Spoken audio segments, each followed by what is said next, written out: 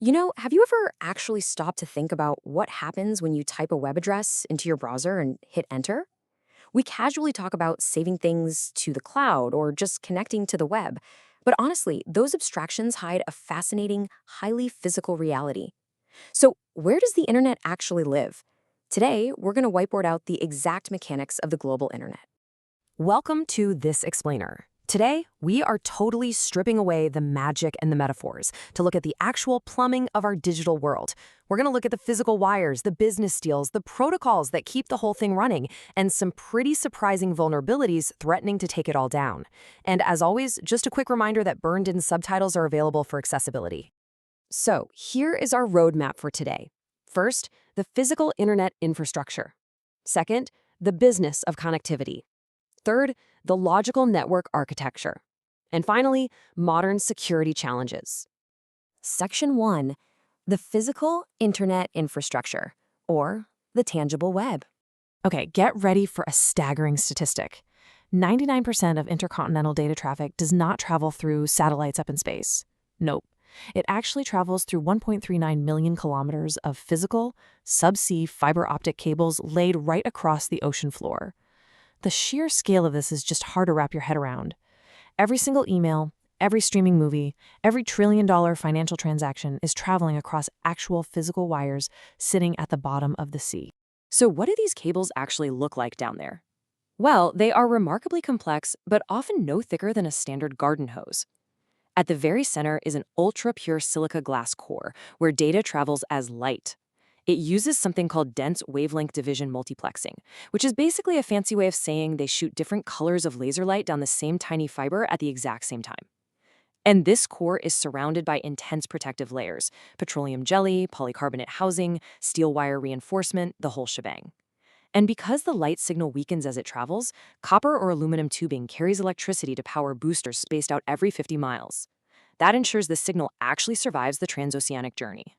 And this brilliantly illustrates a massive shift happening right now in who actually owns all this infrastructure. Historically, these cables were laid by consortiums of traditional telecommunications companies. But today, the physical internet is increasingly being built by single companies known as hyperscalers. We're talking about companies like Amazon, Google, Meta, and Microsoft. Their demand for massive data workflows is so huge that they are now financing, owning, and laying their own global subsea cables. Section 2, the business of connectivity. Who actually pays for the internet? We have millions of miles of cables, but the internet isn't just one giant network, right? It's made up of over 100,000 individual networks.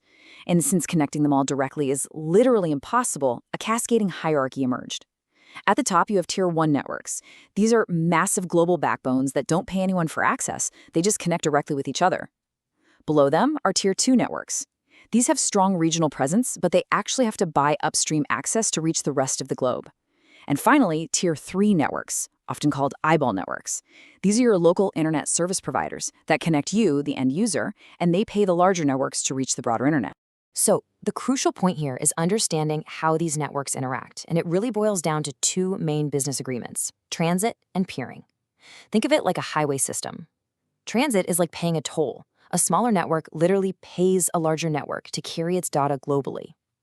Peering, on the other hand, is a reciprocal free highway access agreement. Two networks agree to exchange traffic for free because it's mutually beneficial. Their customers want to reach each other, so they skip the toll booth entirely and just connect directly with a simple handshake. To actually make this peering happen, networks meet up at IXPs, or Internet Exchange Points. These are physical data centers where ISPs and content providers plug their routers directly into shared switches. By exchanging traffic locally at an IXP, networks bypass those expensive transit routes, reduce the number of hops a data packet has to take, and massively improve overall network speed and resilience. It's a real game changer. Section 3, the logical network architecture, the rules of the road. Okay, so we know about the wires and the business deals, but how does the data actually know where to go? Well, it relies on a framework often called the hourglass model, rooted all the way back in the Department of Defense Internet Architecture. At the narrow neck of this logical hourglass is IP, the Internet Protocol. It's the universal language all data uses. To the Internet, an organization routing these IP addresses is known as an autonomous system, or AS. And every single AS is assigned a unique 32-bit ID called an ASN. There are two main types you should know. A stub AS, like a university or a typical corporate network, just connects to the internet but doesn't pass other people's traffic through it. But a transit AS connects to multiple networks and acts as a middleman, actively routing data from one autonomous system to another. Think about a regional routing network, like NicerNet in New York State. If you were driving a car across the state, you just rely on static highway signs to tell you where to go. But the internet is incredibly dynamic.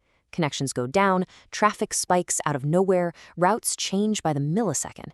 Manual highway signs are entirely inadequate for routing digital traffic across thousands of interconnected autonomous systems. And that is exactly where BGP comes in, the Border Gateway Protocol.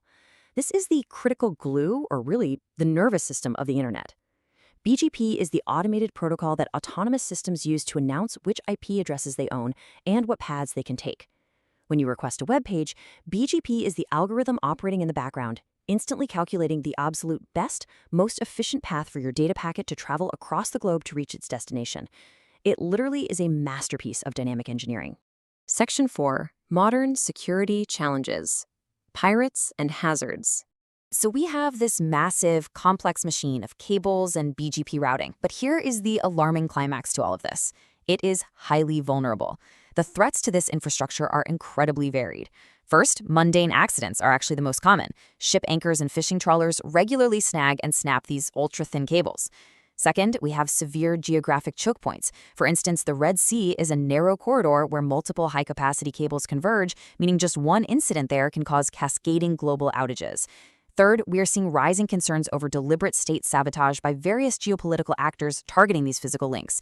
And finally, there is the silent threat of deep-sea espionage. Let's zoom in on that last point for a second, because the chilling reality of deep-sea espionage is that raw data can be quietly copied straight from the ocean floor. Major intelligence agencies use physical intercept probes attached directly to the subsea cables. These probes use a prism to bend and bounce the light signals traveling through the glass core, literally making a copy of the binary data without ever disrupting the original traffic flow.